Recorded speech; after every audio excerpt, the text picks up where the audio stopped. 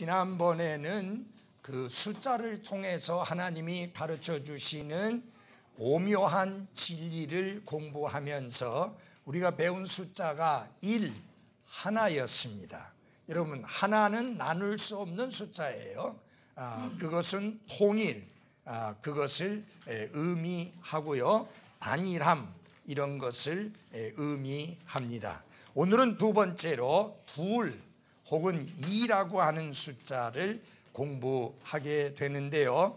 2라는 숫자가 우리에게 가르쳐주는 귀한 진리가 여러 개 있습니다. 그 첫 번째 하나가 거기 보면 분배, 나누기라고 하는 것이 있고요. 그 다음에 분리, 이렇게 무엇에서부터 분리를 시킨다라는 그런 의미가 있습니다. 그 다음에 또 거기는 안 나와 있지만 연합의 의미가 있습니다.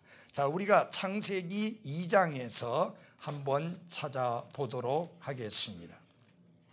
창세기 2장입니다.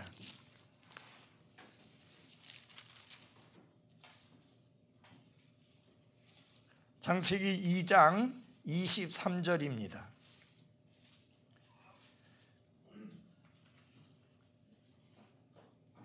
아담이 이르되 이는 이제 내 뼈 중에 뼈요 내 살 중에 살이라 그녀를 남자에게서 취하였으니 여자라 부르리라 하니라. 24절을 큰 소리로 같이 읽어보겠습니다. 시작. 그러므로 남자가 자기 아버지와 어머니를 떠나 자기 아내와 연합하여 그들이 한 육체가 될지니라. 한 남자가 부모를 떠나 한 여자와 연합한다. 그러니까 둘이 하나로 연합하는 것을 의미합니다. 그래서 이 둘이라는 숫자 속에 유니티라고 하는 영어, 단일, 통일, 그 의미 말고 유니온이라고 하는 연합의 의미가 담겨 있습니다. 그래서 여러분 1 더하기 1은 2잖아요. 맞아요? 그렇지만 1 더하기 1인 셈법이 있습니다. 그게 뭐냐면 결혼입니다. 그래서 남자가 부모를 떠나 여자와 연합하여 한 육체가 연합해서 한 육체가 되는데 하나가 되지 않기 때문에 결혼 생활에 문제가 많이 있는 거예요. 하나님의 뜻은 둘이 아니라 하나가 되는 것입니다. 그래서 둘이 아니라 하나가 될 때 그 결혼 생활이 아름답게 이어지게 되는 것입니다. 그래서 둘이라고 하는 숫자 속에는 이와 같이 연합이라는 의미도 들어 있습니다. 아주 귀한 진리 중에 하나가 속죄의 사역과 관련해서 예수 그리스도의 대속, 속죄의 사역과 관련해서 두 가지가 연합되어 있습니다. 하나는 그분의 죽음이요, 또 다른 하나는 뭐예요? 부활입니다. 이 예수 그리스도의 그 속죄의 사역에는 이 두 가지가 연합되어 있습니다. 하나만 있으면 안 됩니다. 죽음이 있어야 되지만 무엇이 있어야 돼요? 부활이 있어야 됩니다. 죽음은 우리의 죄들의 문제를 해결해 주지만, 그래서 하나님 앞에서 죄가 없는 자로서 인정받을 수 있지만 하나님과 교통할 수 있는 그런 의는 얻지 못합니다. 형벌을 피할 수 있기는 하지만 하나님 앞에서 의를 얻지는 못하게 합니다. 하나님 앞에서 의를 얻게 하는 것이 뭐냐? 부활입니다. 예수 그리스도의 부활이에요. 그래서 여러분 로마서 4장 25절에 그분은 우리들의 범죄함을 위하여 내어줌이 되고 우리의 의를 위하여 다시 일으켜졌느니라. 그래서 이 그리스도의 대속의 사역, 구속의 사역, 속죄의 사역에는 두 가지가 연합되어야 되는데 그분의 죽음과 그분의 부활, 이것이 연합되어져야 합니다. 그것을 보여준 아름다운 그림이 구약 성경에 나와 있습니다. 한번 찾아보겠습니다. 레위기 4장입니다. 14장입니다. 레위기 14장.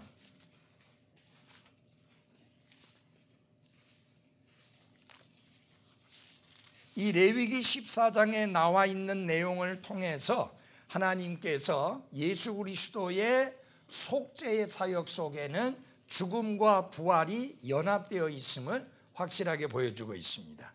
레위기 14장 4절입니다. 자, 여기 보면은 제사장은 명령하여 정결하게 될 자를 위해 살아있는 정결한 새 2마리와 백항목과 주홍색 실과 우슬초를 가져오게 하고, 그렇게 말씀했습니다. 그냥 설명으로 드리겠습니다. 여기에서 보면은 이제 그 속죄를 위해서 들고 온 것 중에 돈이 없는 사람들은, 가난한 사람들은 살아있는 새 2마리를 가져옵니다. 근데 그 중에 한 마리는 흐르는 물 위에서 죽입니다. 한 마리는 죽여요. 그것은 그리스도께서 우리의 죄들을 대신해서 죽으신 것을 의미하고 상징하는 거예요.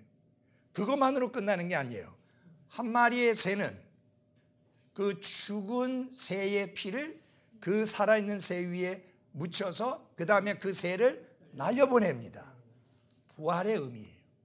그래서 그리스도의 속죄의 사역은 죽으심과 부활, 이 2가지가 연합되어져 있다. 그것뿐만이 아니라 레위기 16장에 보면은 여러분들이 알고 있는 내용이라 그냥 설명을 드리도록 하겠습니다. 16장 5절 이하에 있는 말씀을 보면 5절로부터 22절까지 있는 내용을 보면은 염소를 2마리를 끌어옵니다. 한 마리는 죽입니다. 그래서 속죄의 헌물로 하나님 앞에 드립니다. 근데 한 마리는 어떻게 했는가? 제사장이 그 염소 위에다가 이스라엘 백성들의 죄를 고백하고 손을 얹어 고백을 하고 그 다음에는 이 새를 어디로 염소를 어디로 보내느냐? 광야로 보내버립니다. 그래서 이스케이프 고트라고 해가지고 광야로 보냅니다. 역시 여기에서도 2개가 나눠져 있죠. 하나는 죽는 염소, 또 다른 하나는 살아서 광야로 보내지는 염소. 이렇게 두 염소가 나옵니다. 여기에서도 여러분 볼 수 있는 것은 둘이 연합되어 있는 것을 볼 수 있습니다. 그래서 둘이라는 숫자 속에는 분리의 강한 의미도 들어있지만 또한 연합이라는 의미도 상징하고 있다고 하는 사실입니다. 자, 그 다음에 보면은 이제 우리가 성경에 보면은 인간에 대해서도 이렇게 말씀합니다. 처음에 우리가 이 땅에 태어났을 때는 몇 가지 본성을 가졌나요? 처음에 이 땅에 태어났을 때 우리는 몇 가지 본성을 가지고 있어요? 한 10가지? 몇 가지? 한 가지 본성을 가지고 있습니다. 죄악된 본성, sinful nature, 죄악된 본성을 가지고 있습니다. 그런데 우리가 예수 그리스도를 구원자와 주님으로 받아들여 다시 태어나게 될 때에 하나님께서는 무엇을 주십니까? 그분의 성품을 주십니다. 그분의 본성을 주셔요. 하나님의 본성. 그러면 어떻게 되느냐? 한 사람 안에 2개의 본성이 연합되는 거예요. 하나는 아담으로부터 물려받은 바 죄악된 본성, 그 다음에 구원받음으로 하나님께서 우리에게 주신 하나님의 본성, 이 2개가 연합하고 우리 안에 있다 그 말입니다. 이게 하나는 없어지고 하나님이 새로 주신 것만 있으면 얼마나 좋겠어요. 그렇죠? 죄악된 본성은 사라져버리고 하나님이 주신 하나님의 본성만 있다면 뭘 못하게 되는가? 절대로 죄를 짓지 못합니다. 하나님의 본성이 어떻게 죄를 지어요? 안 되잖아요. 우리 안에 있는 죄의 본성 때문에 범죄를 하게 되고 거역하게 되고 불순종하게 되고 하나님의 뜻을 거스리게 되는 겁니다. 그래서 요 말장난을 하는 사람들이 뭐라고 말하느냐? 그 내가 한 게 아니다. 내 속에 있는 죄가 한 것이다. 이렇게 말장난을 합니다. 근데 그 죄의 본성과 나하고 분리시킬 수 있어요? 없어요? 없습니다. 그 죄의 본성은 나와 분리시킬 수 없기 때문에 내가 그 죄의 본성을 따를 때, 죄의 본성 안에서 걸을 때 범죄하게 되고 거역하고 불순종하게 되고, 하나님의 본성 안에서 걸을 때는 순종하게 되고 하나님께 우리 자신을 드리게 되고 그분의 뜻을 행하게 되는 것입니다. 근데 이게 무슨 분리시킬 수 있는 게 아니에요. 주님 앞에 가는 그날까지 죄의 본성과 하나님의 본성이 우리 안에 머물러 있어 둘이 하나 되어 이 안에 있습니다. 그렇기 때문에 무엇이 필요하느냐? 하나님의 말씀으로 하나님의 본성이 우리의 삶 속에서 더 활성화될 수 있도록 그렇게 하는 게 필요합니다. 여러분 잘 보십시오. 하나님의 말씀을 듣고 그리고 같은 믿음과 확신을 가진 성도들과 교제하고 함께 모여 영과 진리로 경배하고 거룩한 것을 추구하고 할 때에 대신에 우리는 뭐가 멀어집니까? 죄가 멀어집니다. 반대로 행하게 되면 결국은 하나님의 뜻을 행하는 것은 멀어지고 대신에 죄가 가까워지게 되는 것입니다. 그래서 우리가 하나님의 본성 안에서 걷기 위해서 제일 중요하게 여겨야 되는 게 뭐냐? 하나님의 말씀입니다. 이 말씀을 가까이 하면 죄가 멀어지고, 죄를 가까이 하게 되면 대신에 하나님의 말씀이 멀어집니다. 그래서 저희가 왜 성경 일독을 그렇게 강조하는가? 성경을 꾸준히 규칙적으로 읽게 되면 이 하나님의 말씀이 여러분을 범죄치 아니하도록 지켜주시게 됩니다. 그래서 시편 기자가 고백했잖아요. 내가 주께 죄를 짓지 아니하려고 주의 말씀을 내 마음속에 감추었나이다 라고 말씀했지 않습니까? 그리고 청년이 무엇으로 그 행실을 깨끗게 하리까? 오직 하나님의 말씀을 따라 삼가하게 될 때 가능하다. 결국은 우리를 범죄와 불순종과 거역의 삶에서 지켜주는 것은 다른 것이 아니라 하나님의 뭐예요? 말씀입니다. 그렇기 때문에 이 하나님의 말씀에 경청하고 하나님의 말씀에 우리의 주의를 기울이는 게 굉장히 중요하다라고 하는 사실입니다. 그것뿐만 아니라 또 이 둘이라고 하는 숫자 속에서 보면은 어떤 의미가 있느냐 하면은 다른 사람들에게 증언하는 것과 관련해서도 둘이라는 숫자가 굉장히 중요한 의미를 담고 있습니다. 우리가 한번 찾아보겠습니다. 누가복음 10장입니다. 누가복음 10장.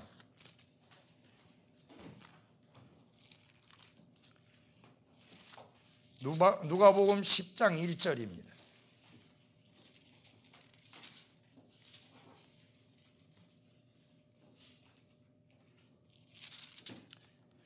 이 일들 뒤에 또 주께서 다른 70명도 세우사 친히 가시고자 하는 각 도시와 장소로 둘씩 자기 얼굴 앞에 보내시니라. 이 하나님의 왕국의 복음을 선포하도록 증언하도록 70명의 제자들을 보내는데 예수님이 어떤 방법을 취하셨습니까? 둘씩 짝을 지어서 가도록 했습니다. 자, 이 둘이라고 하는 게 그만큼 중요한 의미가 있죠. 그래서 제가 볼 때는 제가 이렇게 혼자서도 교회 사역을 해보고 함께도 사역을 하고 있지만 정말 혼자 하는 것보다는 그 이상 사역하는 것이 훨씬 더 의미도 있고 효과도 있고 그리고 잘할 수 있다. 예를 들어서 혼자 이제 개척을 나가잖아요. 대부분의 경우가. 그렇죠? 그런데 하다가 힘들고 지치면 주저앉아 버립니다. 왜? 혼자니까. 누구도 곁에서 도와주질 못해요. 그래서 그 미국의 해먼드의 제일침례 교회는 오래전에 어떤 그 선교 전략을 했느냐. 선교사를 보낼 때, 선교사를 파송할 때 한 가정이 한 장소를 가는 게 아니라, 한 나라를 가는 게 아니라 팀으로 보냈어요. 그러니까 여러 팀이 한꺼번에 오는 거예요. 그래서 한 곳에 가서 함께 사역하는 거예요. 그러니까 외롭지도 않고 힘들지도 않고. 그래서 제가 그런 사역을 중국에서 펼쳤는데 거기 가서 거기에 선교사님들을 만나고 온 적이 있습니다. 김상열 목사님하고 같이 가서 그분들을 만났는데 아주 활기차게 사역하더라고요. 왜냐하면 혼자 와서 사역을 하면 힘이 들 텐데 다른 선교사 팀이 있어갖고 팀을 이루어서 사역을 하니까 너무 잘하는 거예요. 그래서 이게 정말 효과적이구나. 그런데 이게 많은 경우에 보면은 두 가정을 개척을 위해서 보내다는 게 쉬워요, 안 쉬워요? 현실적으로 많이 어렵죠. 근데 그게 사실은 필요하다고 생각됩니다. 그래서 지금 저는 걱정이 있어요. 앤드류 브라운 선교사가 결국은 개척을 나가야 되잖아요. 그런데 혼자 하잖아요. 우리 앞에 성수침례교 선교사님들은 혼자가 아니었어요. 같이 있는 사람들이 있었어요. 누가 있었는가? 통역하던 사람들이 있었어요. 그리고 통역하는 사람이 있든지 아니면은 이미 사역자로 부름받고 훈련받고 신학교 졸업한 사람들이 있어서 그 사람 데리고 같이 사역을 하니까 수월한 거예요. 그래서 크게 어려움이 없었어요. 통역도 있죠. 그런 분도 있죠. 근데 지금 보면 우리 여기 독립침례교회 선교사님들은 이제 나가서 하면은 통역 쓸 만큼 재정적인 여유도 없고 또 미리 사역자가 준비되어 있어갖고 같이 사역할 수 있는 사람도 없고 그러니까 상당히 사역이 쉽지 않겠다라는 생각이 듭니다. 그런 거 보면 저는 그 예수님이 취하셨던 방법을 좀 취하는 게 바람직하다라는 생각을 가집니다. 혼자 나가지 말고 그 부인도 있는데 부인은 사역자가 아니잖아요. 그 사역자가 두 사람이 한 팀을 이루어서 연합해서 사역을 한다고 하면 너무 효과적이겠다라는 것을 생각이 좀 많이 납니다. 그래서 특별히 이 교재를 준비하면서 보니까 예수님이 취하신 방법이 그런 방법이었던 것을 보면 확실히 그렇잖아요. 그래서 12제자를 보내실 때도 제가 알고 있는 대로는 한 사람씩 해서 12팀으로 나눠서 보냈다기보다는 둘씩 짝을 지어서 보내지 않았겠느냐라는 생각을 해봅니다. 그래서 둘이라는 숫자는 분리, 나누기, 분배 그런 의미도 있지만은 연합이라는 의미도 있다는 거, 그런 거 잊지 마십시오. 특별히 부부와 관련해서는 이건 분명히 뭐예요? 연합이에요.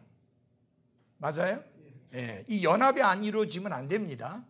연합이 안 이루어지면 그 결혼 생활에는 크게 문제가 있을 수밖에 없는 것입니다. 자, 그러면 이제 둘이라는 숫자의 의미 중에 나누기, 소위 한자로 말하면 분배, 이 의미를 한번 생각해 보겠습니다. 둘이라고 하는, 이라고 하는 이 단어가 제일 먼저 언급된 곳이 어딘가? 창세기 1장 14절부터 18절 사이에 나와 있는데 먼저 1장 16절을 보겠습니다. 1장 16절 같이 보겠습니다. 함께 읽게요. 시작. 하나님께서 커다란 두 광채를 만드사 큰 광채는 낮을 다스리게 하시고 작은 광채는 밤을 다스리게 하시며 또 별들도 만드시고. 하나님께서 뭘 만드셨어요? 두 광채를 만드셨다. 광채라는 것은 뭐냐면 빛을 발하는 물질, 빛을 발하는 그런 것, 그것을 만드셨다. 그러니까 해도 달도 스스로 빛을 발할 수 있는 광채입니다. 그래서 이걸 갖다 우리가 발광체라고 하잖아요. 빛을. 근데 여러분과 저는 스스로 빛을 발할 수 있는 발광체가 아니에요. 예수님 때문에 우리가 빛을 발할 수 있어요. 예수님 없으면 우린 빛을 발할 수 없어요. 그런데 태양은 그게 아니죠. 태양은 낮을 위해서, 달은 밤을 위해서. 이거 보면 참 하나님께 감사한 게 있어요. 정말 하나님의 능력이 놀랍다는 게 태양이 그 빛을 비친 세월이 상당히 긴 세월이에요. 긴 세월이라니까 몇 억 광년이라고 생각하면 안 돼요. 6,000년 정도 돼요. 그런데 태양이 그 빛을 잃어버렸는가요? 아니에요. 근데 인간이 만든 어떤 발광체도 시간이 지나면 더 이상 빛을 발하지 않아요. 예를 들어서 여기 발광체들이 많이 있지만 저것들이 어느 정도 시간 지나면 빛을 발하기를 거부하고 킥 하고 죽어요. 그래서 새로 갈아 껴야 돼요. 아무리 비싼 거라도. 수명이라는 게 있어요. 근데 태양은 그렇지 않고 어김없이 빛을 비치는데, 여러분 생각해 보십시오. 도대체 그 빛이 얼마나 밝으면 온 지구를 다 밝히고도 충분하냐. 그렇잖아요, 여러분. 무슨 그 발광체를 가지고 우리가 온 지구를 다 밝힐 수 있겠어요?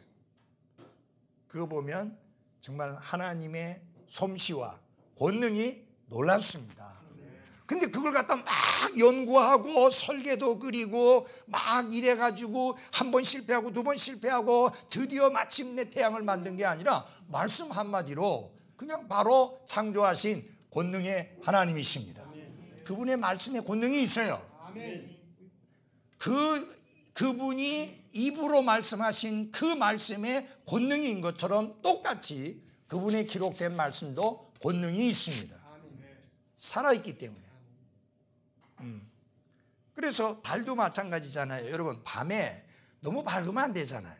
그래서 은은하게 이렇게 빛을 비춰주게 해서 사람들로 하여금 무엇을 취하게 합니까? 쉼을 취하게 합니다. 여러분, 계속해서 햇빛이 비친다고 하면 우리 진짜 지쳐 나가 떨어져 버려요. 그런데 하나님이 적당하게 낮에는 빛을 비치게 했다가 밤에는 대신에 그 빛 대신에 달이 그 빛을 비치게 하셔서 은은하게 비춰주셔 가지고 사람들이 쉼을 누릴 수 있게. 그리고 여러분, 이 달빛이 비치는 밤에 한번 가만히 하늘을 쳐다보고 한번 이렇게 주위를 둘러보세요. 얼마나 운치가 있어요. 얼마나 멋져요. 항상 태양만 쨍쨍 빛이 내리쬐다면은 없어요. 그러면 그래도 이렇게 바꿔주시는 게, 거기다가 보석 같은 별들을 이렇게 박아주셔가지고 하늘에 반짝반짝 빛나게 해주시는데, 이놈의 인간들이 이 제대로 안 해가지고 이게 막 그냥 공해를 많이 일으켜가지고 미세먼지가 많아갖고 요새 반짝반짝 빛나는 별 보기가 힘들어요. 시골에 가야 보죠. 제가 페스코에 갔을 때 우리 부목사님이 여러 해 살았던 거기는요, 하늘이 높아요. 이거 보면 하늘이 높게 보여요. 그렇죠? 아니, 똑같은 하늘인데 높게 보여요. 그리고 별이 정말 반짝반짝해요. 너무 예뻐요. 정말 반짝반짝 작은 별이라는 그 노래가 실감이 나는 거예요. 근데 여러분, 지금 우리 부산의 하늘이든지 서울의 하늘을 보라보면서 그 노래가 나오겠어요? 쑥 들어가 버려. 공해 때문에. 별이 아예 없는 게 아니라 있는데, 그 있는데 안 보이는 거죠. 왜? 공해 때문에, 미세먼지 때문에. 이런 거 보면 두 광체를 만드셨다. 근데 이게 하나님이 분리시켰잖아요. 구분하셨잖아요. 분배했잖아요. 낮을 위해서는 태양을, 밤을 위해서는 달을, 그 다음에 그 옆에 효과음으로 별들을 이렇게 퐁퐁 띄워주시고, 이 하나님이 하시는 그것입니다. 그 다음에 그것은 어둠에서 빛을 어떻게 하기 위함이에요? 나누기 위함이다. 빛과 어둠을 나누기 위해서 그렇게 하셨는데, 여러분 잘 보십시오. 낮에는 일하게 하셨고 밤에는 쉬게 하셨습니다. 목사님 왜 밤에 쉬게 하셨는데 왜 이렇게 모아가지고 성경 가르치고 합니까?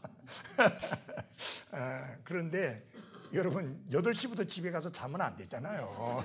그렇게 너무 잠을 많이 자는 것도 건강에 안 좋습니다. 7시간에서 8시간 정도 자는 게 제일 건강에 좋다고 합니다. 그렇게 자게 되면은, 그 잠을 충분하게 그렇게 취하게 되면은 그것이 소위 말하면은 비만도 막을 수 있는. 그러니까 사람들이 너무 잠을 자지 않고 너무 많이 일하기 때문에 오히려 비만이 온다. 왜? 안 자니까 배고프잖아요. 그러니까 야식 먹잖아요. 여러분들 중에 야식 드시는 분이 있어요? 정말 야식 먹지 마세요. 예.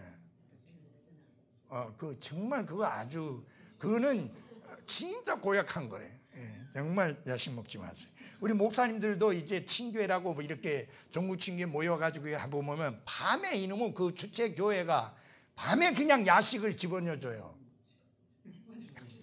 각 방마다. 예. 근데 그것도 많은데 또 이 몇몇 목사들은 모여 앉아가지고 통닭 그거 시킨다고 또 시켜가지고 먹는데 이게 보다 어쩌다 보면은 산 골짜기에 있는 데서 하게 되거든요. 그러면 거기가 이제 배달이 안 되는 거예요. 예.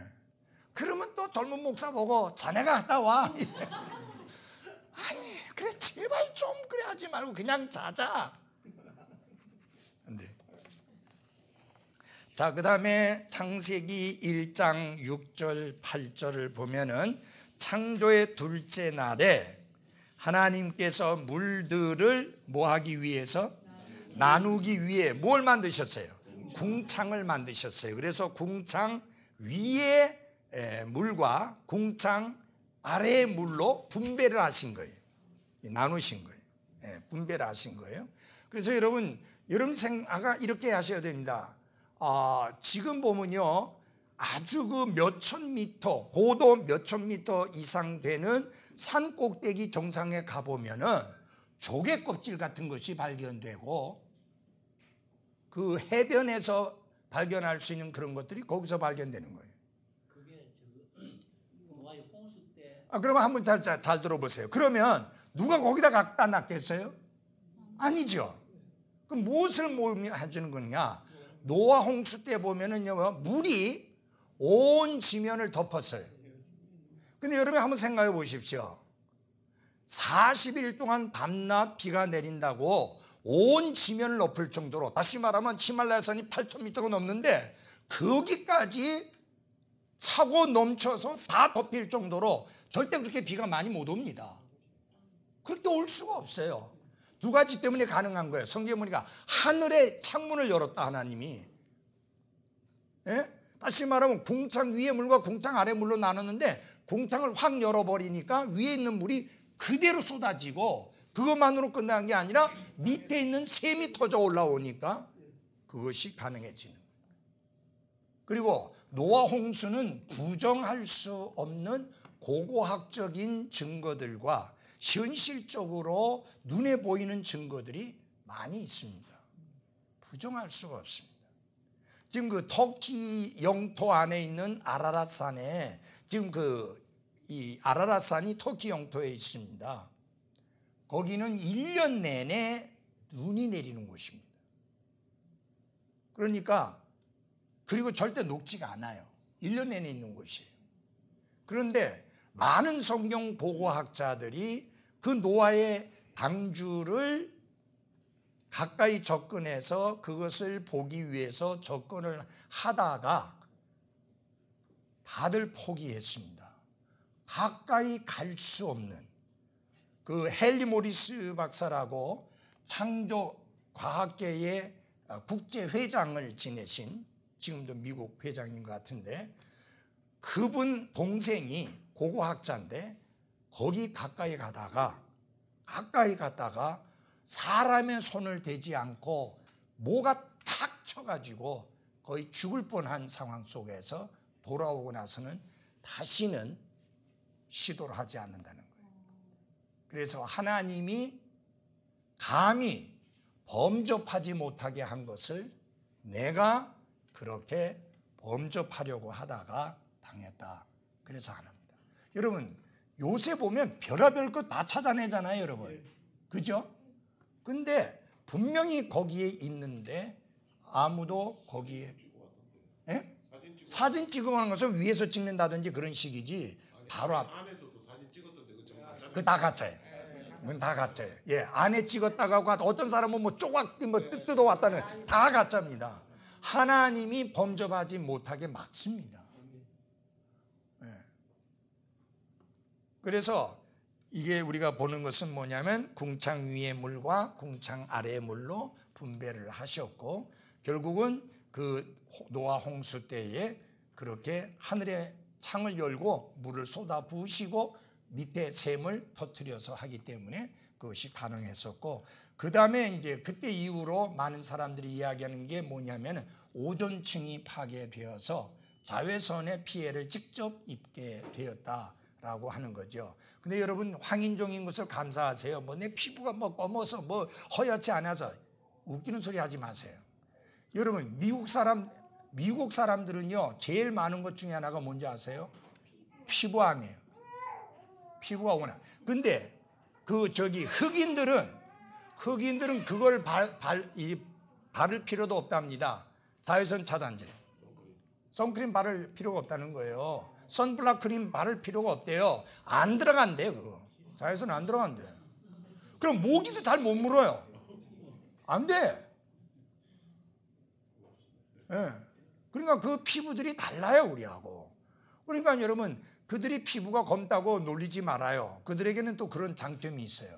그러면 우리는 전에 그 서울에서 그 연합 학위 수련회 표사 성사님 그 함께 사역하시는 여러 교회가 연합해서 이제 학위 수련을 하는데, 표사 성사님이 강사였기 때문에 나보고 이제 통역을 해달라고 그래서 올라갔었는데, 거기서 이제 그 강가에서 했어요. 그러다 보니까 선교사님이 수영도 하고 그다음에 그 그늘에서 쉬기도 하시고 이렇게 했는데, 여러분 나중에 어떻게 됐는지 아세요? 다리에 화상을 입었어요. 그래갖고 물집이 생긴 거예요. 왜? 백인 피부라고 그런 거예요. 나는 끄떡도 없는데. 예, 그만큼 피부 약해요. 예, 그러니까 하나님이 가장 적절하게 해주셨다. 그러니까 여러분들 감사하며 사십시오. 이게 본래 우리 색깔인데 왜 하얘지려고 난리예요? 예? 그냥 감사하면서 사시기를 바랍니다. 자, 그 다음에 보면은 창세기 10장 25절에 보면은 이런 말씀이 있습니다. 거기도 나누었다는 이야기가 나오죠. 10장 25절에 보면 에벨에게 두 아들이 태어났는데 하나의 이름은 벨렉이었으니 이는 그의 날들에 땅이 어떻게 해요? 나뉘었기 때문이더라. 그의 형제의 이름은 욕단이었는데, 거기 보면은 에벨의 두 아들 중에 하나인 그 벨렉, 그가 의미가 뭐예요? 나눔의 의미를 가지고 있는데 날들의 땅이 나뉘었다라고 이렇게 말씀을 하고 있습니다.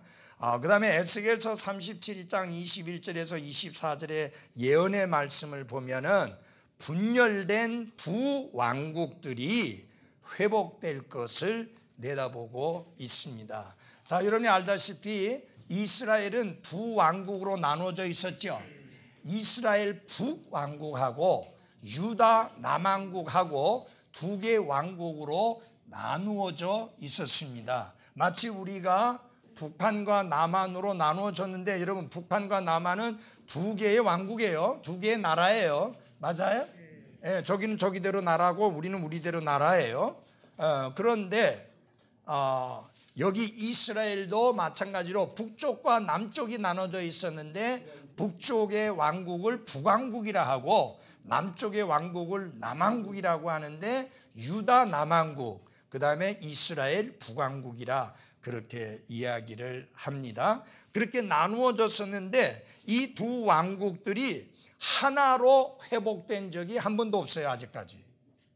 근데 이것이 언제 회복되느냐? 천년 왕국 때 회복되어서 하나의 왕국이 되고 한 왕이 다스리게 되고 한 왕자가 세워지게 됩니다. 다윗과 같은 왕을 일으키시겠다고 하나님이 약속해 주셨는데, 바로 예수 그리스도께서 다윗의 왕자에 앉으시사 통치하게 될 때 그때 한 왕국으로 회복이 되어집니다. 그런데 지금은 여러분이 한 가지 아셔야 될 것은, 지금 여러분 잘 들어주십시오. 이스라엘, 나라를 말할 때는 이스라엘이라고 이야기해요. 민족을 말할 때는 히브리 민족이라고 합니다. 여러분과 제가 나라를 말할 때는 대한민국이라고 하잖아요. 민족어를 말할 때는 무슨 민족이라 그래요? 한민족이라 하잖아요. 그렇죠? 뭐 한이 많은 민족인지 한민족이라고 해요. 그 다음에 무슨 뭐 배달의 민족이라는 말도 쓰고, 그래서 백이민족이라는 말도 쓰고, 그 민족이라는 말로 표현할 때는 다른 표현을 쓰잖아요. 나라를 쓸 때는 대한민국이라고 하고, 그렇죠? 예, 그런 것처럼 우리가 이스라엘 나라를 말할 때는 이스라엘이라고 하지만 민족을 말할 때는 히브리 민족이다, 그렇게 이야기합니다. 사실 유대인이라 하게 되면은 일부만 말하게 되는 거예요. 그 왜 유대인이라는 것이 되었느냐면 이스라엘 북왕국은 아시리아로 포로로 잡혀갔다가 아예 돌아오지 않았기 때문에, 유다 남왕국들만 남았기 때문에 그들을 부를 때 주스, 그 유대인이라고 해서 그냥 그들은 유대인이라는 말이 남았지만 사실은 히브리 민족이고 이스라엘 나라 사람들입니다. 그래서 여러분이 한 가지 아셔야 될 것은 이스라엘 나라에게 하나님이 약속해 주신 그 땅의 경계가 있습니다. 한 번도 그들은 그 땅의 경계를 소유해 본 적이 없습니다. 그래서 앞으로 그 땅을 소유하게 됩니다, 이스라엘이. 아직은 아니에요. 그래서 제일 넓은 영토를 가지고 있었던 때가 솔로몬 왕 때입니다. 그러나 그때라 할지라도 완전히 다 하나님이 아브라함에게 약속해 주신 그 경계대로 다 가져본 적은 없습니다. 자, 그래서 여러분이 한 가지 아셔야 될 것은 뭐냐면은 지금 뭐 시리아, 그 다음에 레바논, 또 밑에 옆에 요르단, 이 전부 사실은 하나님이 이스라엘에게 약속해 주신 그 땅이에요. 우리 지금 딴 사람들이 살고 있잖아요. 맞아요? 그런데 지금 예를 들어서 이제 팔레스타인 해방기구라는 말 들어보셨죠? PLO라고 줄여서 말을 하는데, 옛날에 아라파트 회장이 거기에 그 이제 우두머리 했는데 그 사람 죽고 나서는 지금 지리멸렬하고 있는데, 그 팔레스타인 사람들이 어떤 사람들이냐면은 이스라엘이 서기 70년도에 그 자기 땅을 잃어버리고 전 세계로 흩어지고 난 다음에 그 땅에서 살았던 사람들이에요. 그 땅을 팔레스타인 땅이라고도 합니다. 팔레스타인이라고도 합니다. 그러니까 거기에 살았기 때문에 오래 살다 보니까 이게 월세도 안 냈고 사용료도 안 내고 잘 썼었는데, 주인이 돌아오면은 내주고 떠나야 되는데 무슨 소리냐, 우리가 여기서 1500년 이상, 거의 1900년 정도 우리가 여기서 살았는데 왜 갑자기 나타나가지고 이게 네 땅이라고 하느냐, 그래가지고 안 내주려고 하니까. 예. 지금 우리나라에도 예. 20년만 무단 증거하고 있으면 자식들 내게 어떻게? 20년만 예. 남의 땅을 내가 갖고 내가 그냥 쓰고 있으면 내 땅 돼요? 모르겠어요. 그런데 지금 그러니까 그 사람들이 자기 땅이라 하는 거예요. 그러니까 이스라엘은 뭔 소리냐 해가지고 다 밀어내가지고 줄줄줄줄 밀어내가지고 이제 많이 밀어냈잖아요. 그런데 이제 이 팔레스타인 사람들은 소위 말하면은 해방을 해야 된다. 그러니까 해방이라는 게 뭐예요? 앞에 있는 사람들 밀어내고 현재 있는 사람들 밀어내고 자기네들이 차지하는 게 해방이잖아요. 그래가지고 끔찍하게 이제 애를 쓰고 가는데 어림도 없습니다.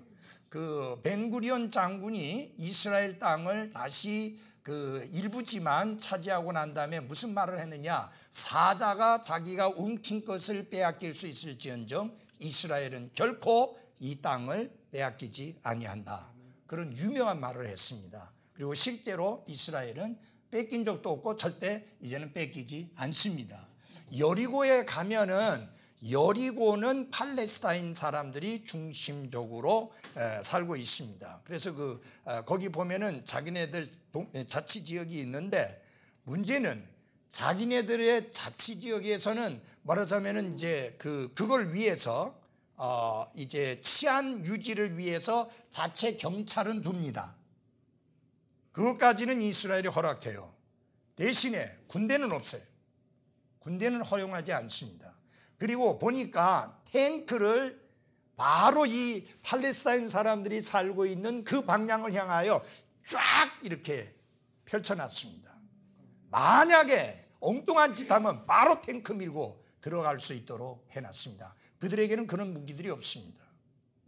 그리고 지금 팔레스타인 해방기구들은, 그러니까 그들이 취할 수 있는 방법은 뭐예요? 테러밖에 없어요. 그래서 테러를 해서 만약에 이스라엘 사람 10명 죽었다 하면 이스라엘은 한 100명 죽여버려요. 그러니까 막 10배씩만 갚아버리는 거예요. 그 이상으로. 뭐 예를 들어서 그들이 어디서 구해가지고 이제 그 손으로 쏘는 미사일 같은 거, 자주포 이런 거 이렇게 싸갖고 하면 이스라엘은 어떻게 합니까? 폭격기 띄워가지고 그냥 쓸어버려요, 그냥. 자, 그런 일을 볼 때 우리가 일반적인 생각으로는 딴 나라가 그런 짓 했으면 우리가 비난하고 욕해야 돼요.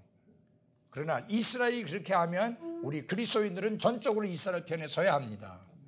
예. 왜? 하나님이 특별하게 보호하시고 쓰시는 백성들이기 때문입니다. 그래서 그런 부분들, 왜? 말씀드렸지만 하나님은 이스라엘과 이방인을 분명히 나누셨잖아요.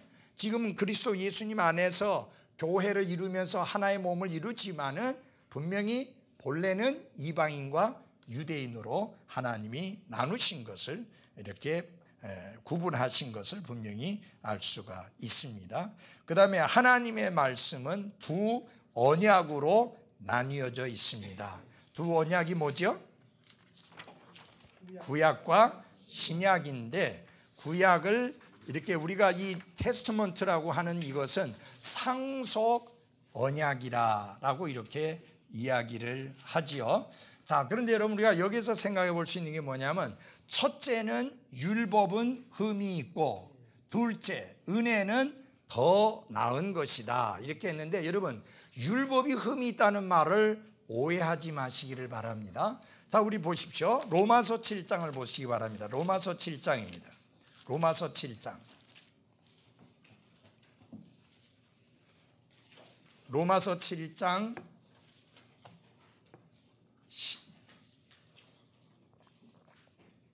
12절 같이 읽어보겠습니다. 시작.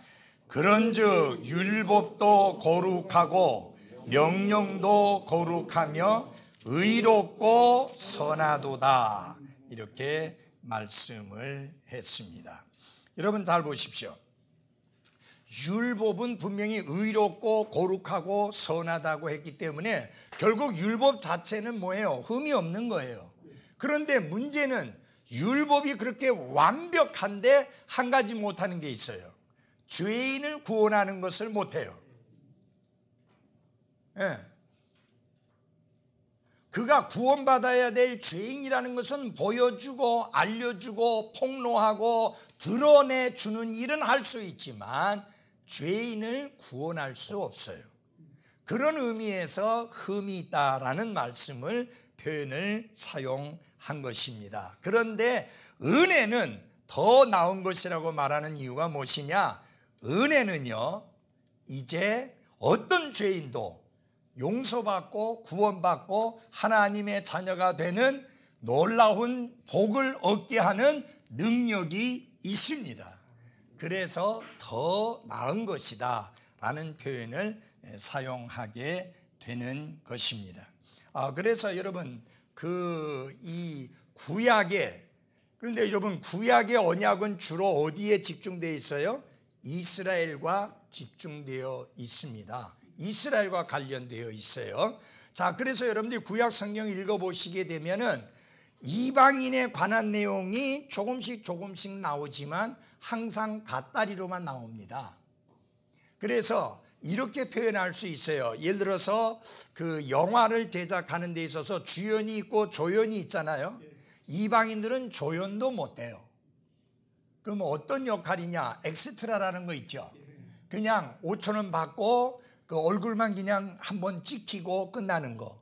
대화도 없고 행동도 없고 그냥 서 있다가 우르르 몰려갔다 우르르 갔다 이렇게 하는 그 정도 엑스트라 정도밖에 안 되는 게 이방인이에요. 구약은 항상 이스라엘을 중심으로 해서 되어 있습니다. 근데 신약에는, 새로운 상속 언약에는 이런 이방인과 유대인의 구분이 없이 그리스도 예수님 안에서 하나의 몸을 이루고 한 사회를 이루는 놀라운 변화가 온 것이 바로 새 상속 언약입니다. 그래서 여러분과 제가 여러분 잘 보십시오.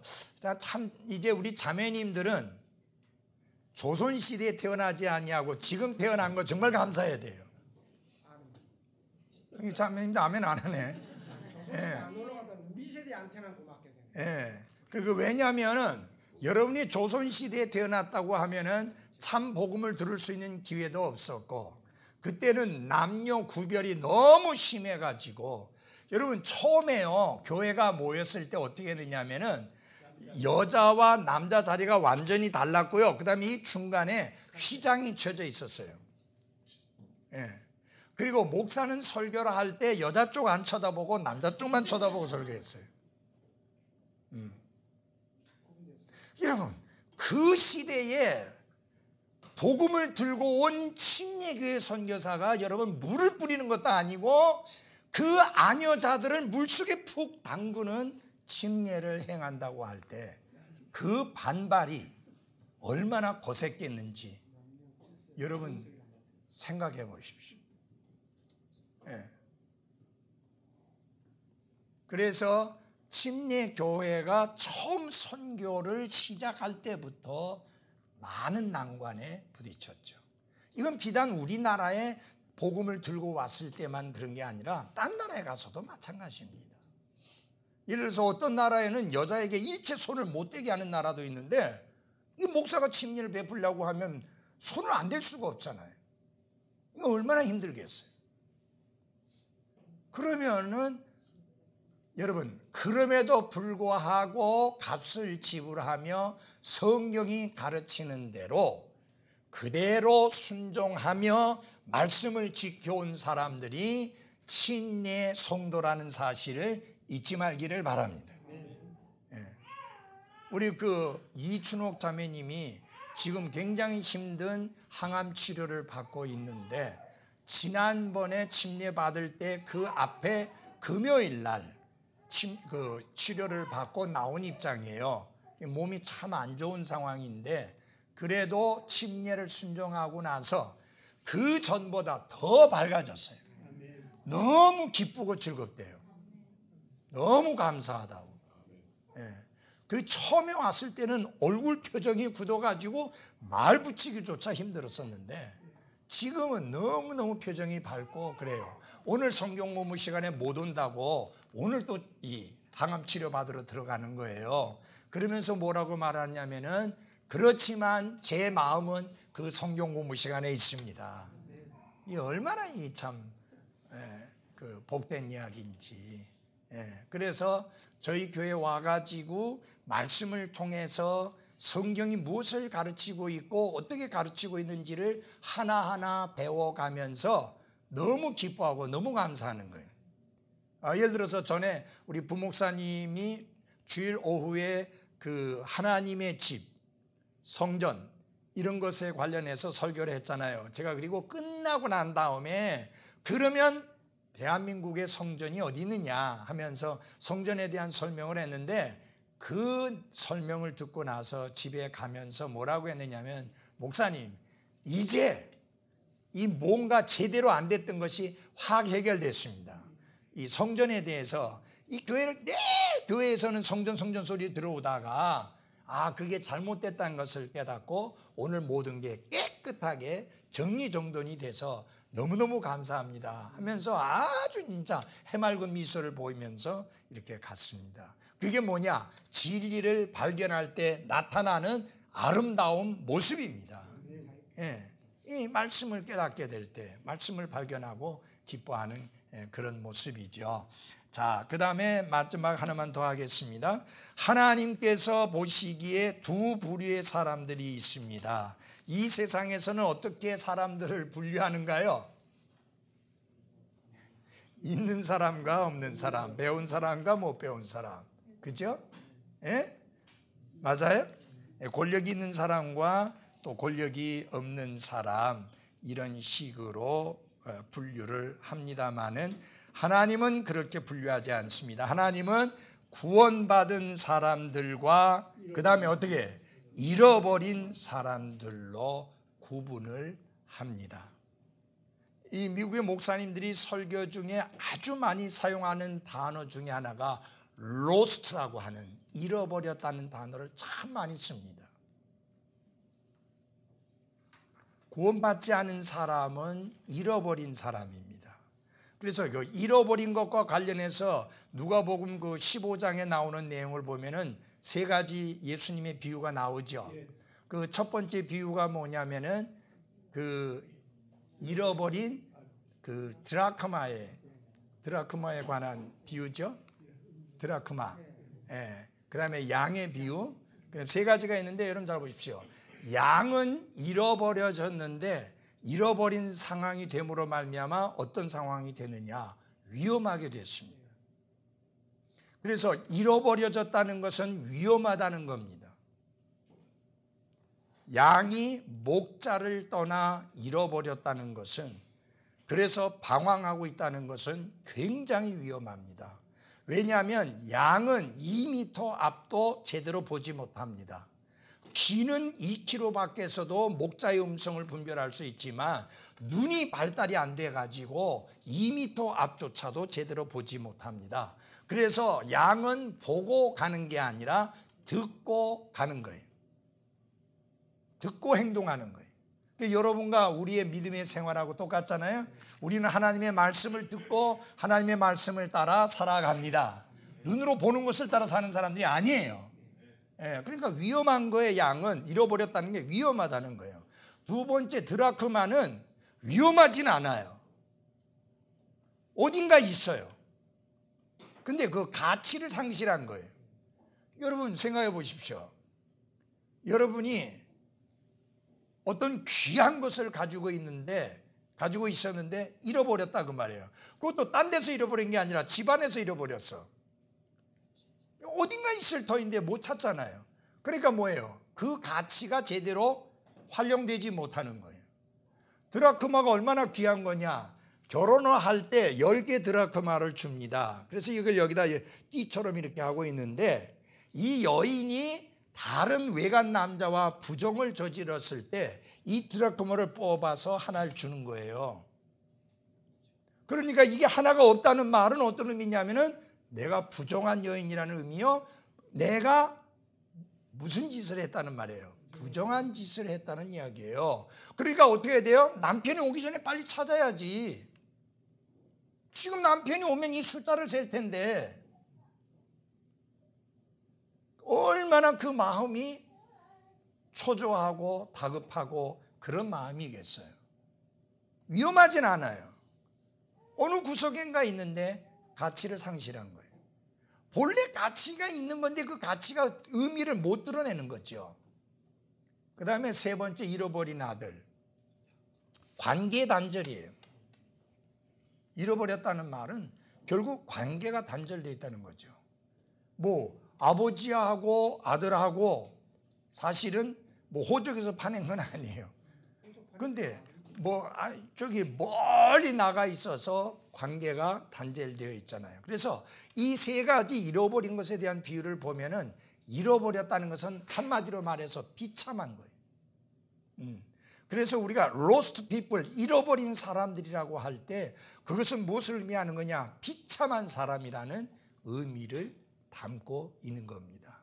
그러니까 정말 이 구원받지 못한 잃어버린 사람들이 자기가 잃어버려졌다는 게 얼마나 비참하고 얼마나 끔찍하고 얼마나 두려운 일이고 얼마나 불행한 일이라고 하는 것을 깨달아야만 그 사람들이 구원받을 수 있는데, 그것을 못 깨달으니까 이게 구원받지 못하고 그것의 귀중함을 발견하지 못하는 거죠. 저기 인이자매, 그 인서 친구가 어떻게 조금 좀 깨달음이 옵니까? 아직은 맹이에요. 아직 맹해요. 예. 근데 이게 참 보니까 영적인 감각들이 지금 여기 있는 여러분들이 구원받았을 때 그때에 비해서 엄청 오늘의 젊은이들이 떨어져 있어요. 관심이 없어요, 그게. 예. 인서가 너무 좋아서 교회에 나와야 된다니까 오긴 오는데 내가 볼 때 억지로 오는 정도까지는 아닌 것 같은데 마음은 안 열어. 예. 참 그 기도 많이 해야 돼요. 근데 이게 무슨 억지 구원을 줄 수도 없잖아. 그죠? 절대 그렇게 해서는 안 되잖아요. 억지로 가짜 구원을 해서는 안 되니까. 정말 하나님 성령이 역사하셔서 죄인인 것을 깨닫고 그가 잃어버린 자라는 것을 깨닫고 그것이 얼마나 두렵고 무서운 일인 것을 발견하고 그래서 예수님을 구원자로 의지하고 믿는 믿음의 자리에 나오기를 우리가 간절히 지금 기도하고 있고 우리 사역자 모임에서 늘 기도하고 있는데 이게 뭐 억지로 될 수 있는 게 아니잖아요. 무슨 뭐 주머니에 있는 걸 털어서 그냥 억지로 주머니에 집어넣으면서 이거 가져 할 수 있는 것도 아니고 그러니까 정말 이게 하나님 성령님이 강하게 역사하셔서 복음의 눈을 뜰 수 있도록 기도를 해야 되는 그런 상황입니다. 그래서 구원받은 사람과 잃어버린 사람들, 의로운 사람들과 사악한 사람들입니다. 사악하다. 우리 흠령역 성경에는 악한 사람들이라는 표현보다는 사악하다는 표현이 주로 나옵니다. 그러니까 이불맨, 그건 악한 사람이죠. 악인, 그죠? 그게 아니고 위키드맨이라면 좀 더 고약한 사람들. 사악하다. 여러분 그냥 악하다는 말하고 그 사람 참 사악하다 하면은 더 좀 강하게 들리잖아요. 성경은 사악하다고 이렇게 말씀을 악하기도 하고 그 다음에 이렇게 삐뚤어지고 이렇게 빗나가 있는 그런 내용들을 함께 담고 있습니다. 그 다음에 양들과 염소들에 관한 내용으로 나눠지는데 이거 여러분 조심해서 보셔야 돼요. 이 양들은 구원받은 사람을 의미하고 그 다음에 염소들은 구원받지 않은 사람들을 의미한다, 상징한다 이렇게 하면 안 됩니다. 이거는 구원 문제하고는 전혀 상관이 없는 다른 이야기들이에요. 그래서 우리 한번 같이 보겠습니다. 마태복음 25장 32절.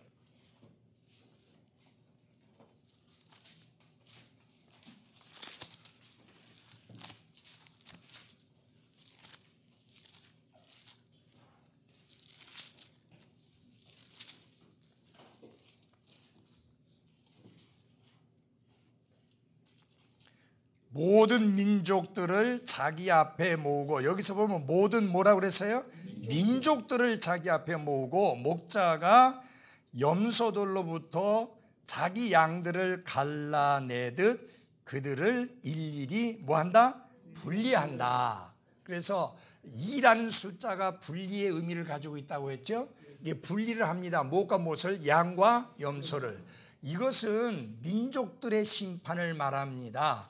그것은 무엇을 의미하는 것이냐면은 7년 대환란 동안에 이스라엘이 엄청난 환란을 당하게 되는데 이때에 이스라엘을 적대적으로 대했던 민족을 염소라고 말씀하고 있고 이스라엘을 우호적으로 대했던 민족들을 양이라고 표현을 한 거예요. 그러니까 이거는 구원 문제와 상관이 있는 내용이 아니고 이스라엘에게 우호적인 나라들에게 주님께서 어떻게 하실 것이냐, 그 다음에 이스라엘에게 적대적인 민족들에게 어떻게 할 것이냐라고 하는 민족들의 심판에 관한 내용이지 구원 문제를 다룬 내용의 말씀이 아닙니다. 그러니까 이거 오해하지 마십시오. 아시겠어요? 나는 양이고 어떤 사람은 염소다, 그렇게 일방적으로 그렇게 해석을 하시면은 안 된다고 하는 사실입니다. 그 다음에 이게 중요한 내용이 나와 있는데요. 요한일서에 확실하게 나와 있습니다. 요한일서 3장. 요한일서 3장. 요한일서 3장 10절입니다. 우리 한번 같이 읽어보겠습니다. 요한일서 3장 10절 시작. 이로써 하나님의 자녀들과 마귀의 자녀들이 드러나나니 됐습니다. 거기 보면은 오직 두 부류의 사람들이 있음을 말하죠. 하나는 하나님의 자녀들, 또 다른 하나는 뭐예요? 마귀의 자녀들. 그래서 오직 성경만이 이렇게 분명하게 확실하게 나누고 있습니다. 이 세상에서 누가 그런 식으로 나누겠어요? 절대 그렇게 나누지 않습니다. 그런데 하나님은 명백하게 하나님의 자녀들과 마귀들의 자녀들로 나누고 있습니다. 그래서 여러분들은 둘 중에 하나예요. 하나님의 자녀들이든지 아니면 마귀의 자녀들이든지 둘 중에 하나예요. 하나님의 자녀들 맞습니까? 네. 하나님의 자녀라면은 마귀의 자녀가 아니라는 말이요. 마귀의 자녀라면 그는 하나님의 자녀가 아니라는 뜻입니다. 자, 그러면은 성경 분명히 말씀하고 있잖아요. 사람이 날 때부터 하나님의 자녀가 된 게 아니에요. 사람은 날 때 마귀에게 속한 자로 마귀의 자녀로 태어났지만 다시 태어나서 우리가 하나님의 자녀가 된 거예요. 여러분, 전에도 말씀드렸죠. 신분이 바뀌려면 한 가지 방법밖에 없어요. 다시 태어나야 돼요. 여러분, 노예가 신분이 안 바뀌어요. 그냥 대대로 노예예요. 그렇죠? 근데 그가 다시 태어나면, 다시 다른 가문에서 태어나면 그런 신분이 바뀌는 거예요. 그래서 죄인에게서 태어나면 안 바뀌어요. 계속 그대로 죄인이에요. 근데 하나님에게서 태어나면 하나님의 자녀가 되어가고 신분이 바뀌어져요. 그래서 우리가 하나님의 자녀라 하는 것입니다. 아시겠어요? 우리 성경이하고 결혼하려고 하는 그 청년, 이름이 뭐지? 임성민? 임기현. 임성민이 누구예요?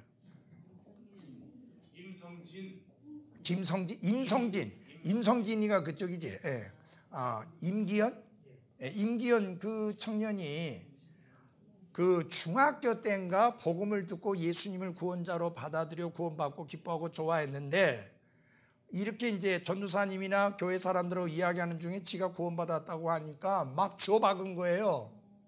아니, 네가 어떻게 구원받았다고 말하느냐? 하나님만 알고 죽어봐야 아는 건데, 이래 해놓으니까 그냥 구원은 확신하고 살 수 있는 게 아니구나, 이렇게 쭉 그대로 살아온 거예요.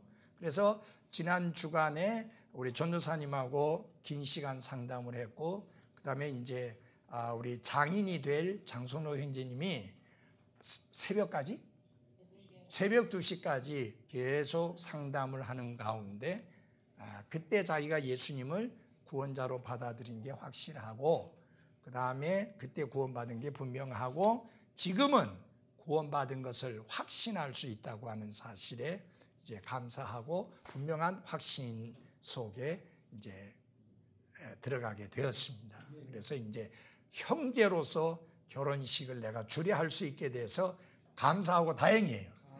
그 전에 침례까지 받고 주례를 하면 좋겠는데, 이번 주에 또 뭐 서울 간다며.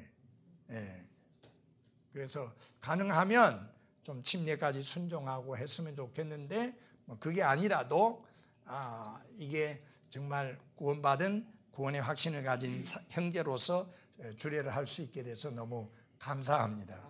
근데 여러분, 한 가지 아셔야 될 게 있어요. 우리 가운데 어느 누구도 당신 그거 구원 아니야, 당신은 구원 맞아, 이런 식으로 하면 안 돼요.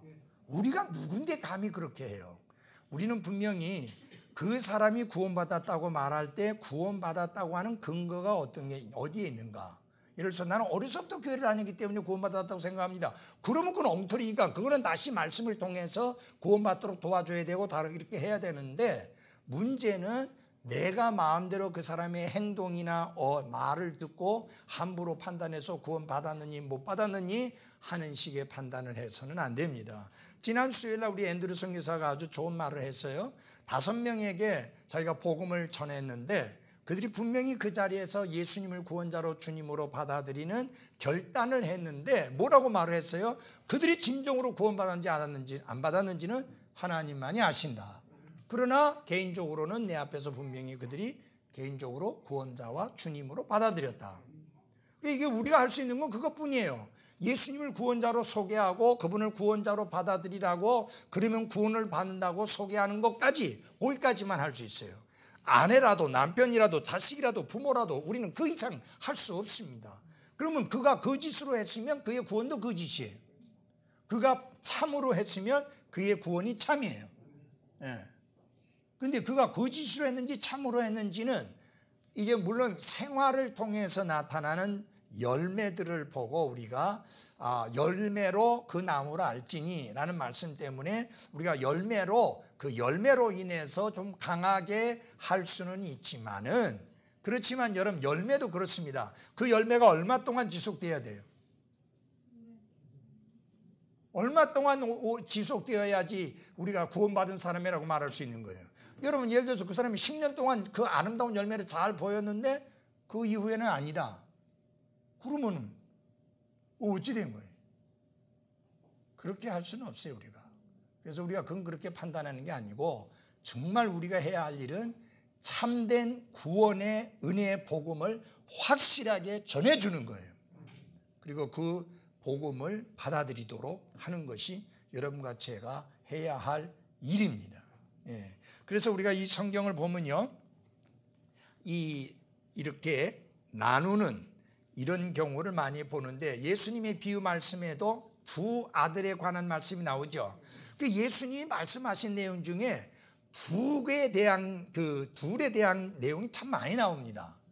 예를 들어서 두 기초에 대해서 말씀하셨어요. 집을 짓는데 두 사람이 집을 짓는데 한 사람은 어디 위에다가? 모래 위에다가. 한 사람은 어디 위에다가? 반석 위에다가. 두 사람 이야기했잖아요. 모래 위에 집을 짓는 사람과 반석 위에 집을 짓는 사람과. 그 다음에 두 아들. 한 아들은 아버지에게 이게 개혁성경하고 이거하고 반대로 돼 있어요. 한번 읽어보겠습니다. 마태복음 21장입니다. 이게 어떻게 개혁성경은 어떻게 이걸 반대로 기록을 해놨는지 모르겠어요. 21장 28절.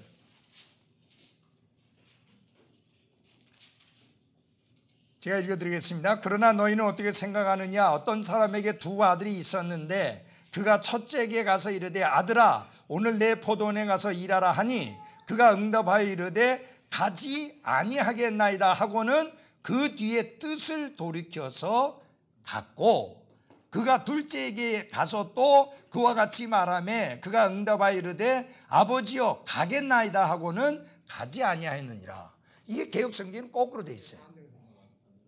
예. 첫 번째 아들에게는 가겠다 해놓고 안 갔고 두 번째 아들은 안 가겠다 하고 갔고 이게 정반대로 돼 있어요. 어떻게 그렇게 되는지. 예. 어쨌든 간에 여러분에게 말하고자 하는 것은 뭐냐면 두 아들, 아버지의 말에 순종한 아들과 아버지의 말에 불순종한 아들, 이렇게 둘로 나눠져 있는 것을 볼 수가 있습니다.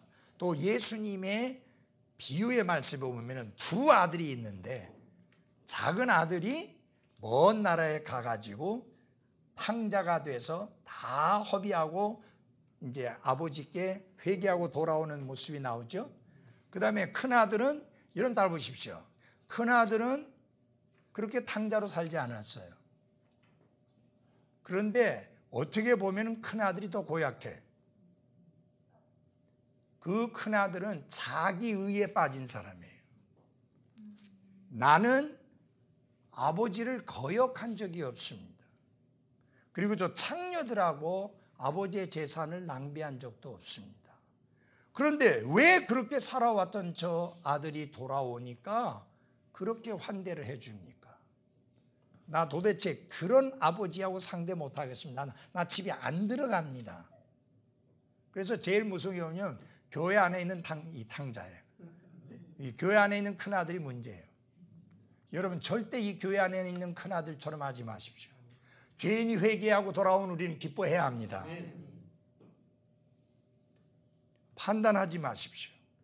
그가 회개하고 돌아와 구원받았으면 기뻐해야 합니다. 그가 전에 어떤 삶을 살아왔었든지 간에 상관없이 그가 회개하고 돌아왔을 때 우리는 기뻐해야 합니다. 자, 우리 교회 안에서 잘 섬기고 하다가 욕하고 나갔다가 다시 돌아왔다. 어떤 분들은 그래요. 목사님 왜 그 사람 봤습니까? 100번이고 20번이고 돌아오면 난 봤습니다. 예수님이 그랬잖아요. 70번씩 7번이라도 용서하라고 그러면 77이 49, 490번 용서하라는 말이에요? 아니에요. 언제든지 돌이켜서 회개하고 돌아오면 용서하고 받아들이라 라는 이야기입니다. 여러분 이게 제가 사역을 하면서 보니까 용서의 힘이 엄청 세요. 저를 대적하고 나갔던 사람이 요사이는 계속 뭘 하느냐, 내 홈페이지, 내 페이스북을 보면서 거기에 좋은 말 많이 올려요. 나 또한 그 아버지가 돌아가셨을 때 저 유성까지 문상하러 갔어요. 그 아들이 결혼할 때 가서 축하해주고 또 부조도 하고 왔어요. 예수님이 나를 어떻게 용서해 주셨는데 내가 어떻게 용서하지 못할 사람이 있겠어요? 맞아요? 아니 왜 아멘 안 해? 맞아요? 아니 우리 가운데 누가 감히 누구를 용서할 수 있느니 없느니 소리를 할 수 있어요? 우리 그런 자격 없어요. 그런 권리도 없고요. 예수님의 비유 말씀을 허투게 들으면 안 돼요. 우리는 어떤 사람입니까? 첫 번째 사람이에요. 아내도 팔고 자식도 팔고 전부 노예 생활하면서 살아도 다 갚을 수 없는 빚을 진 사람들이에요. 근데 주인 되신 예수님이 단숨에 다 탕감해 주셨잖아요. 우리가 그 어마어마한 빚을 탕감받은 사람이에요. 그러니까 내가 죽도록 일하고 내 아내가 죽도록 일하고 내 자식들이 죽도록 일해도 다 갚을 수 없는 어마어마한 빚을 진 사람이에요. 그런데 주인 되신 예수님이 단번에 탕감해 주셨어요. 그런데 내 동료 중에 하나가 빚을 졌는데 그 돈은요 소위 말하면 며칠 품삯 정도밖에 안 되는 하찮은 거예요. 근데 그거 안 갚는다고 두드려 패고 이거 용 사기꾼이라고 빚 빌려가 갖고는 안 갚는다고 해서 감옥에 쳐놓고 그게 말이 되냐 그 말이에요. 있을 수 없는 이야기잖아요. 그래서 우리는 두 사람 어떤 사람이 되느냐가 중요해요. 하나님의 아들로서 어떤 사람으로서 사느냐, 하나님의 아들로서 다른 사람을 어떻게 대하며 사느냐, 굉장히 중요한 거예요. 둘이라는 것은 나누는 의미도 있잖아요. 그렇죠? 맞아요? 그래서 하나님 나누시잖아요. 모래 위에 집을 지은 사람하고 반석 위에 집을 지은 사람하고 순종하는 아들하고 불순종하는 아들하고 우리는 하나님께 순종하는 자식의 모습을 보여야 할 것입니다. 여러분이 창세기 19장을 잠깐만 보겠습니다. 창세기 19장.